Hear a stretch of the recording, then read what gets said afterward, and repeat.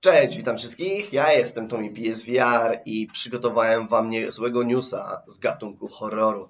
Jak widzicie na tle, chodzi o grę The Walking Dead. Dla mnie wydaje mi się, że gra nieźle namiesza na rynku właśnie z gatunku horrorów. A dlaczego? Dlatego, że udało mi się znaleźć taki interview, taki przegląd producenta Skydance Interactive, który pokazuje, jakie będą postacie. Jest też zamieszczone tam kilka takich różnych gameplay, króciutkich gameplay, które ukazują i zdradzają nam już, jak ta gra będzie wyglądać. Omawiają tam też w tym interview, co będzie się działo, jak tworzyli te postacie. No naprawdę ten interview jest naprawdę kozak, także musicie to zobaczyć. Także nie przeciągam, zapraszam do subskrybowania mojego kanału, zostawiania łapeczki w górze, no i pod filmem napiszcie króciutki komentarz, co wy sądzicie na temat tego, co dla was przygotowałem i czy ten faktycznie gatunek horroru będzie akurat dla was. Jak dla mnie kozak. Zapraszam do oglądania.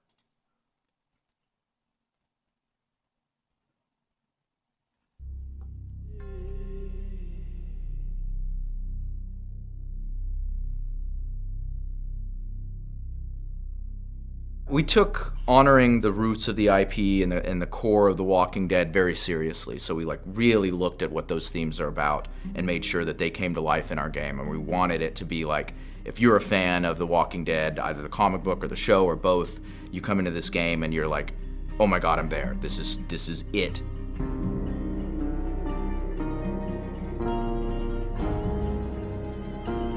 We worked very closely with Skybound, the creators of The Walking Dead, on this, and really wanted to honor that vision. And early on, these three words kept coming up, and it's choice, decision, consequence, right? That's really the soul of Walking Dead. It's about presenting someone with a very difficult choice. They have to make a decision, and then they just have to live with it. Sure, there's a lot of zombie killing, and you're putting axes through brains and bullets through eye sockets and all that kind of stuff. But as we all know, what makes The Walking Dead such an intriguing world to work in is the fact that we're still telling human stories. Yeah, setting things in New Orleans in a new setting to kind of have free reign to tell a new story there was super exciting, and it was a fertile ground to create really awesome stories. It's about a year after the outbreak. Society is basically completely deteriorated, and whatever's left is the pieces that those survivors need to pick up. But since we are located in New Orleans, we're not adapting existing comic books or anything like that. This is a brand new story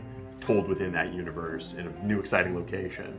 It's going to have some of the same types of motifs and themes and of course walkers all over the place. But it's going to deal with very different characters and very different scenarios in a vibrant and interesting location. You play as the tourist, who is kind of an individual with an ambiguous background, but somebody who's been making waves, kind of in that oral history stuff that you were talking about, David. People have been talking about you. People have been talking, yeah. Yeah. And word about you is getting around that you're an especially effective survivor. You've been making waves in the bayou, and then suddenly you're presented with an opportunity to start on the hunt for something called the Reserve. The Reserve is something that's been fabled about in the wake of the flood, which happened just before the outbreak of walkers. There was plenty of disaster relief supplies flooded into the city, and obviously they'd be quite useful to people who are starving and fighting for survival in flooded New Orleans. Whoever finds this thing really gets to disrupt the power structure of New Orleans. The themes of the factions is something where we think we're really honoring the soul of The Walking Dead. In one corner we have the tower. They live in this high-rise that kind of looms over the entire city and represents what this faction means to the people in New Orleans. So the tower kind of has this vision of anything for survival. You know, we don't care about freedoms, we don't care about individual liberty, we don't care about culture. Everybody does their part, everybody pulls their weight. It's kind of the mechanization of the human condition. With the Reclaimed, their whole thing is like surviving is not living. Like if that's our vision of survival, then we're just walkers already, right? Like we're just chasing our next meal. We don't care about morality, we don't care about culture, we don't care about anything. And then of course, in the middle of all that, we have the exiles, who are the people who don't necessarily fit in over here and don't necessarily fit in over here, and they're kind of, you know, getting pushed around and stomped on, and you kind of enter into this environment where you're this kind of rogue person who doesn't really fit into any of these factions, but you're doing a little bit here, you're doing a little bit over there, you're working with exiles. So, you know, your impact on the world is huge. The factions kind of represent these different political ideologies, and everybody's trying to figure out like how to organize the human condition in a way that allows us to survive. So you have this real great kind of palette to work from where, you know, there's no right answer.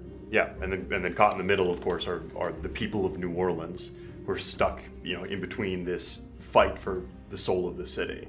That tug of war that's happening is great breeding ground for cool, interesting scenarios to explore. The immersive qualities of VR, coupled with the inherent fun of skull splitting, like you were saying, and The Walking Dead, they had to be intertwined the entire time. One had to feed into the other, back and forth. You don't have to choose between skull splitting and story. You can have them both. Yeah, exactly. Is that going on the back of the box? There it is.